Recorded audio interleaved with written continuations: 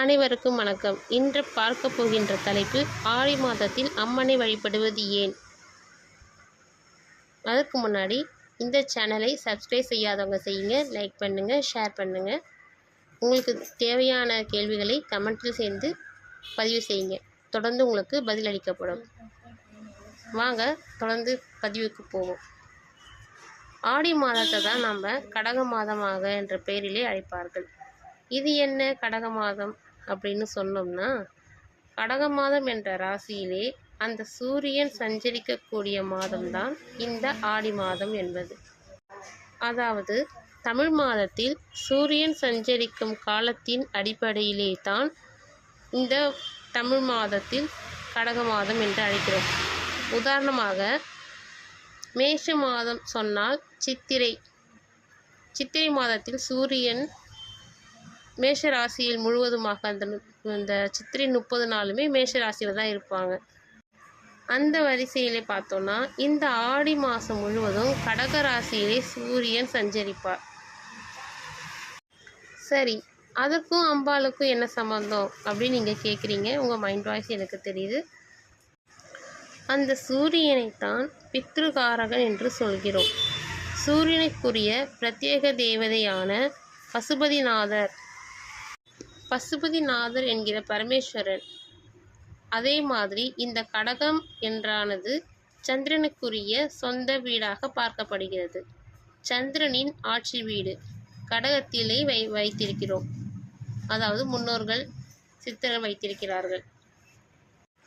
இந்த கடகத்தை தான் மாத்ருகாரகன் என்று நம்ம சொல்கிறோம். அம்பிகை அம்சமாகத்தான் இந்த சந்திரனை நம்ம அபிராமி அந்தாதி அபிராமி பட்டர் என்ற கதையை படித்தோம்னா நல்லாவே இந்த புரியும். இந்த அம்மனின் முகம் பார்த்தீங்கன்னா சந்திரன் முழுமதியாக கண்ணுக்கு பட்டதல்லவா. இப்படி சந்திரனுக்குரிய இந்த ராசியில் சூரியன் சஞ்சரிக்கிறார். சந்திரனின் பிரத்யேக தேவதை கௌரி பார்வதி என்ற அம்பிகை தான். அப்படிப்பட்ட அம்பிகை வீட்டில் இறைவன் பரமேஸ்வரன் தங்கியிருக்கும் மாதமாக ஆடி மாதம் இப்படி எடுத்துக்கலாம். தன்னுடைய சக்தியுடன் வந்து சிவன் இணைகின்ற மாதமாக இந்த மாதம் பார்க்கப்படுகின்றது. அப்போனா பார்த்துக்குங்க, இந்த மாதம் எவ்வளவு பெரிய விசேஷம். இந்த சந்திரனுடைய அந்த அம்பாளுடைய வீட்டிலே வந்து இந்த சூரியன் சஞ்சரிக்கிற காலம் மிக புண்ணிய காலமாகும். அதே மாதிரி இந்த மழைக்குரிய தெய்வமாக மாரியம்மன் திகழ்வதால் மழைக்காலம் தொடங்குவதற்கு முன்பே வரும் ஆடி மாதத்தில் அம்மன் கோவிலில் பார்த்தீங்கன்னா திருவிழாக்கள் கோலாகலமாக கொண்டாடப்படுகிறார்கள். ஆடிப்பூரம், ஆடி கிருத்திகை, ஆடி அமாவாசை, ஆடி வெள்ளி, ஆடி செவ்வாய் என்ற இந்த மாதம் முழுவதும் திருவிழாக்களுக்கு பஞ்சமே இல்லை. அப்படிப்பட்ட இந்த ஆடி மாதத்தின் தொடக்கமே புண்ணிய காலமாக கருதப்படும். இந்த நாளில் முன்னோர்களுக்கு உரிய வழிபாடு செய்வது மிகவும் புண்ணிய பலன்களை தரும். அதனால்தான் ஆடி மாதத்தில் முதல் நாளே ஆடி பண்டிகை என்று சொல்வது வழக்கம். இந்த ஆடி மாதத்தில் பார்த்தீங்கன்னா இன்னும் ஒரு புண்ணிய தினம் இருக்குது. என்னன்னு பார்க்குறீங்களா? அனைவரும் தவற விடக்கூடாத தினம் ஆடி அமாவாசை.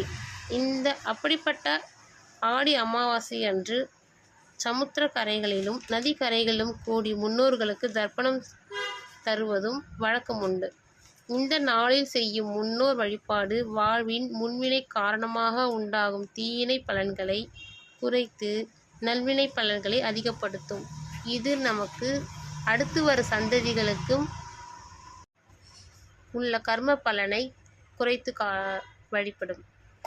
இப்படி நம்மளுடைய குழந்தைகளுக்கு நம்ம எந்த அளவுக்கு நல்லது புண்ணிய காரியம் செய்ய முடியுமோ அந்த அளவுக்கு செய்து நம்முடைய அடுத்து வரும் சந்ததிகளுக்கு நம் ஜாதகத்தில் ஏற்படும் தீய பலன்களை குறைத்து நம்ம செய்கிற சில விஷயங்கள் தான் அடுத்து வர பிறக்க போகும் சந்ததியரின் ஜாதகத்தில் நல்ல பலன்களை காட்டும். நன்றி, வணக்கம். மீண்டும் அடுத்த பதிவில் சந்திக்கிறேன். உங்களுக்கு ஏற்படுகின்ற சந்தேகங்களை கமெண்டில் செய்து கேள்விகளை கேட்கவும் கண்டிப்பாக பதிலளிக்கப்படும். நன்றி, வணக்கம். உங்கள் ஜோதிடர் கவிதா.